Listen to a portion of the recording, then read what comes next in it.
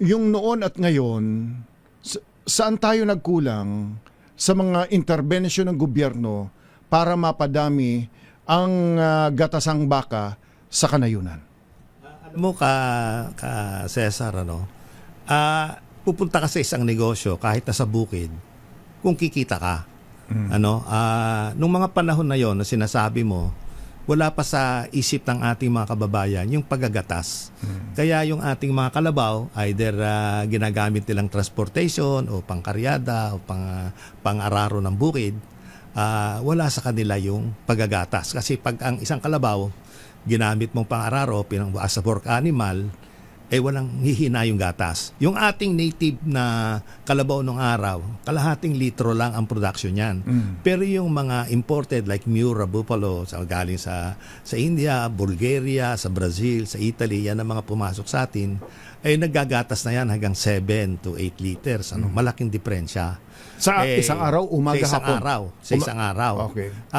Ang commercial ho natin ngayon, umaga tsaka sa hapon? Sa amin, ginagawa lang namin sa umaga. Okay. O pwedeng gawing hapon, pero kumbaga sa isang tao, talagang lalaspagin mo yung... In other words, once a day lang. Bago mag-almusal, kaya Okay. nga sinasabi natin, bago pang almusal, may kwarta na ang tao. Kasi ako, nangungulekta ako ng gatas. Nag-umpisa lang kami sa 15 miyembro sa kooperatiba namin. Ngayon, mahigit 4,000 na sa Nueva Ecija, mga 18 bayan at syudad ang aking kinukuha ng gatas. May mga milk collection centers kami at pinipick up namin yan bago mag-almusal. May pera na sila. May pera na dahil ang bayad namin kasi. So, kung may pera kang ganyan, nakapuruntong ka, nakachinelas, every day. Ito yung gatas ko, babayaran mo bayaran natin. Dadalhin nila sa milk collection center, mga 10 meters away, 20 meters away. Kasi doon tinetest yung quality. Kasi hindi lahat kailangan doon pa lang, hindi mo na dadalhin sa planta, doon pa lang, matetest mo na kung good quality. Kasi garbage in, garbage out yan kailangan na yung binili namin, mahusay ang kalidad dahil ibebenta naman namin yan sa mga supermarket. Mahirap naman na tayo makadisgrasya na mga mamimili. Alright. Una, bigyan natin siguro ng example ng experience ho ninyo. Tapos, tungo tayo ron sa anong tip ninyo sa kanila kung sila ay magsisimula. Anong experience ho ninyo pagdating sa dairy farm? Ang importante ka, Cesar, bago ka dumating ang isang hayop na alagaan mo, kasi pwede naman 6 square meters lang naman ang kulungan yan. Pwede naman ang bubong mo kugon lang o pawid. Tapos may bamboo ka. Tapos may labangan ka, kainan. Normally, nasa gitnang bukid ka ng palayan, kaya mauobliga kang magsakate. Pero may mga magagandang pagkain na damo na malalaki ang nutrisyon, especially the crude protein. Pag kasi ginatasan mo ang isang baka o kalabaw, kailangan ibalik mo yung protina na nakuha mo sa kanya. Kung hindi, malalaspag talaga yung baka o kalabaw. So, unang-una yung pagkain dahil sa pagkain, makikita mo yung production. Kung kukuha ka ng magandang breed, dapat yung dairy type. Kasi kung kukuha ka ng native, kahit anong gatas ang gawin mo, walang lalabas na gatas doon. Yun yung mga mistisong Buffalo, meron tama sa baka. Sa bakahan naman, meron tayong Holstein Sahiwal, Holstein Jersey. Yan mga yan, may cross sila na sa tropical area. Kasi yung ating mga gatasan, maganda yan sa mga temperate, yung malalamig na lugar, na bayan, kaya malalakas ang gatas nila. So, yun ang nangyari. Kung ikaw naman merong mga nyugan, in between nyo, pwede ka naman mag-alaga ng baka dyan o ng kalabaw at pwede ka rin, importante yung pagkain. So nagagawa kami ng silage na tawag, yung mais. Yung mais kasi, ang pagkakaalam natin, yung cob, yung grain, ang kinukuha natin, siguro maswerte ka na maka 5,000 kilos sa hektarya sa grain. Kung bibili niya ng 18 pesos per kilo, nasa 90,000. Ang puhunan mo dyan, 60,000, 65,000. Pero kapag ang mais, 120 days usually yung grain, yung yellow corn. Kung gagawin mo silage, 65 days lang. Kalahati. O 60, anihin mo na. So sa mais, tatanim ka ng 2 beses ang taon, pero sa silage, makakaapat na tanim ka. Ang isang ektarya, makakatanim ka ng between mga 70 to 80,000 seeds mailalagay mo sa hektarya. After 60 days, yung isang puno nung mais, mahigit 1 kilo na. So, we're talking something like 70,000 kilos sa hektarya. Yan binibili pag sinilage mo, chinap mo, mabibili yan na 650 isang kilo hanggang 7 pesos. Depende kung delivered, ano? So, harvest ka kapag ikaw ay grain, nasa 90,000 ang kikitain mo sa butil. Samantalang kung katawan, kasi hinaharvest na namin yan dahil yung sustansya ng mais pumupunta sa bunga. Huwag mong pagbubungahin dahil ang kinakain ng kalabaw at baka, yung katawan, hindi naman yung bunga. So, 60-65 days, puputulin na namin yan, i-chop namin, at yan ang ibibigay namin sa kalabaw. Sa 70,000, sa 650, nasa almost 500,000 per hectare ang harvest mo versus 90,000 sa butil.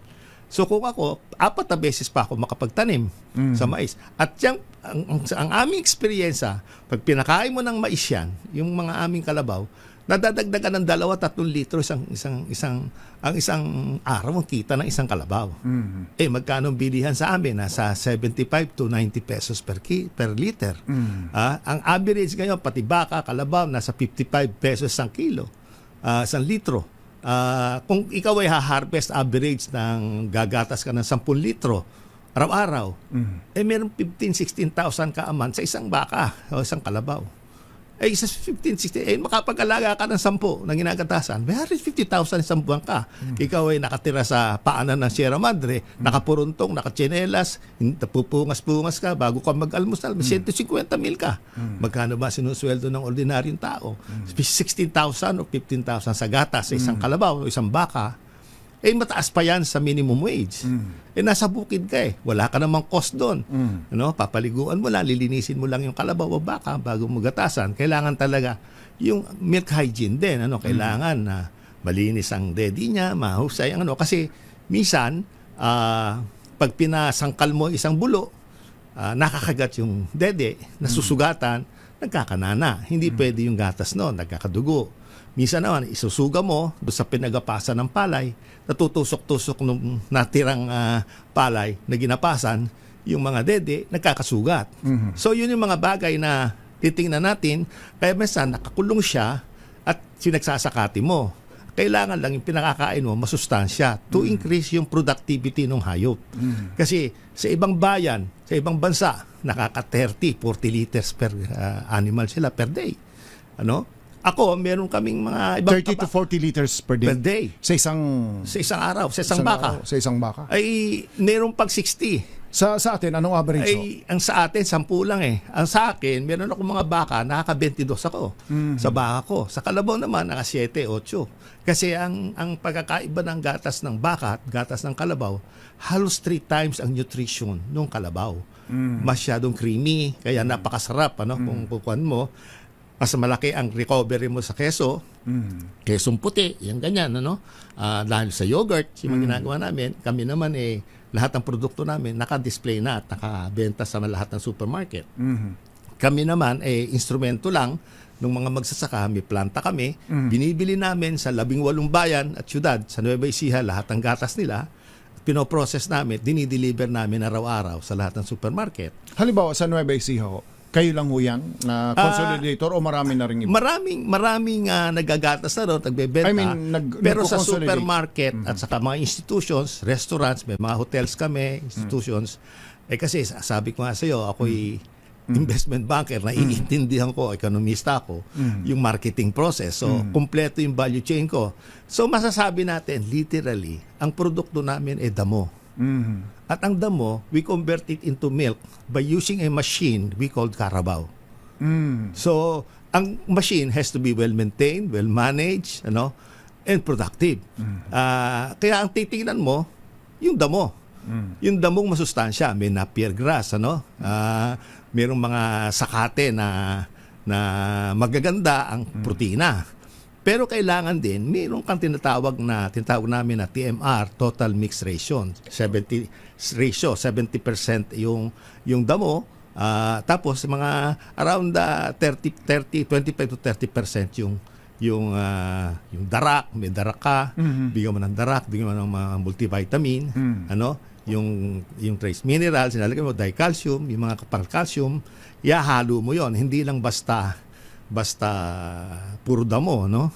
Para yun ang proseso. Kaya lang dapat malaman ng ating mga kababayan yung pamamaraan ng pag-aalaga para mas maraming gatas at paano aalalagaan yung sakit, mga diseases, kasi marami tayong mga diseases sa animals, yung biosecurity, titingnan din natin.